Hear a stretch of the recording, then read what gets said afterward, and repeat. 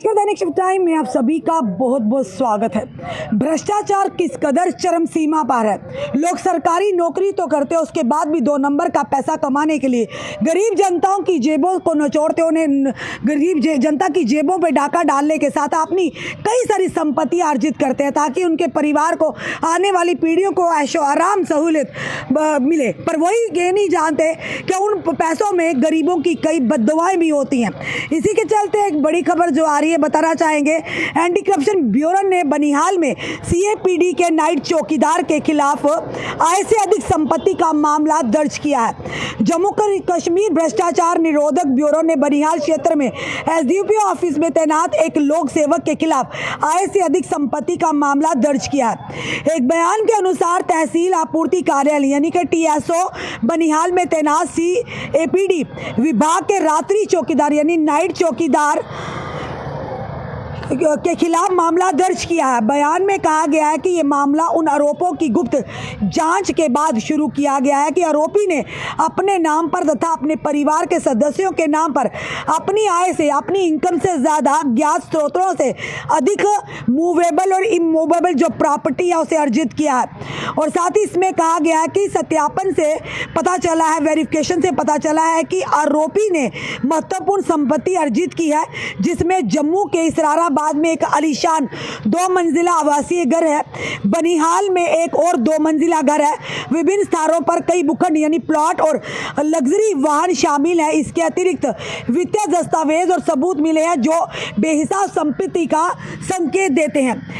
इसमें कहा गया है कि जांच के दौरान अदालत से तलाशी वारंट प्राप्त किए गए और स्वतंत्र गवाहों और मजिस्ट्रेटों की उपस्थिति में सिद्रा और बनिहाल स्थित आरोपियों के आवासीय परिसरों में व्यापक तलाशी भी ली गई। इसमें कहा गया तलाशी के दौरान विभिन्न बैंकों की 16 चेकबुक और 5 पासबुक, विभिन्न स्थानों पर संपत्तियों के संबंधित भूमि दस्तावेज, अंतर्राष्ट्रीय यात्रा इतिहास को दर्शाने वाला एक पासपोर्ट, विदेशी मुद्रा नोट, वरिष्ठ अधिकारियों की 3 आधिकारिक रबर स्टैंप जिनमें से एक सीएपीडी रामन और टीएसओ बनिहाल के सहायक निदेशक की थी और अन्य आपत्तिजनक सामग्री जब्त की गई है और आगे की जांच जारी है। खुद अंदाजा लगाए कि यह तो करोड़ों की संपत्ति से भी ज़्यादा लग रही है कि जिस तरह से लोगों ने एक ट्रेंड बनाया हो आज के दौर में।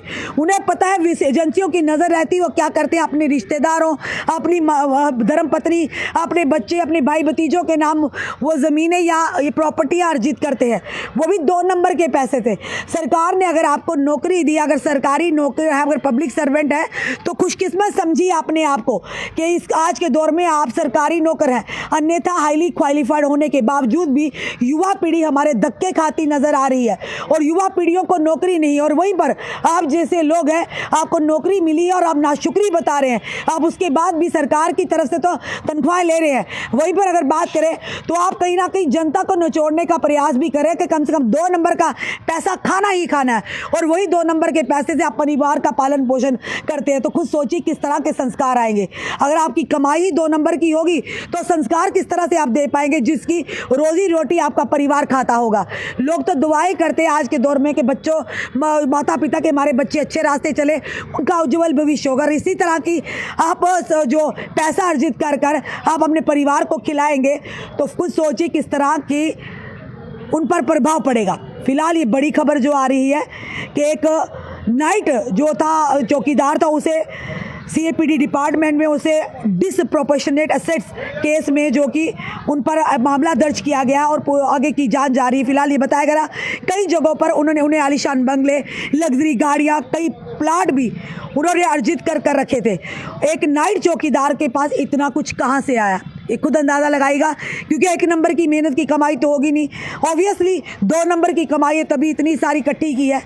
तो इसीलिए एंटी करप्शन ब्यूरो को हम कहेंगे well done. Anti corruption bureau लगातार इस तरह के लोगों पर शिकंजा कस रहे हैं जो सरकार के नौकर तो हैं, सरकारी नौकरियां लेने के बाद भी उनका पेट नहीं। अगर सरकार जो तनख्वाहें आपको इतनी मोटी मोटी देते हैं उनसे पेट नहीं भरता तो खुद सोचिए 2 नंबर की या ऊपर की कमाई से आपका पेट भरेगा।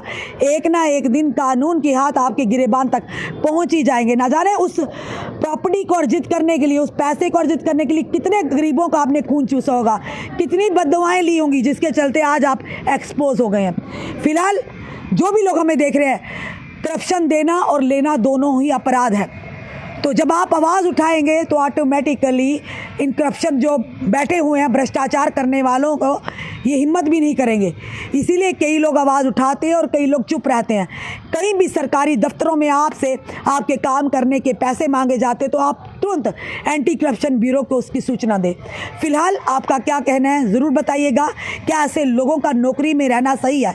क्योंकि इंसान की आदत बदली जा सकती है पर भ्रष्टाचार की फितरत को कभी नहीं कोई बदल सकता। तो क्या इनके लिए होना चाहिए, कैसी पनिशमेंट होनी चाहिए? जनता अपनी राय ज़रूर कमेंट बॉक्स में रखिएगा और इस वीडियो को शेयर कीजिएगा। जुड़े रहिए ऐसे हमारे साथ अगले अपडेट के लिए। जय हिंद, जय भारत।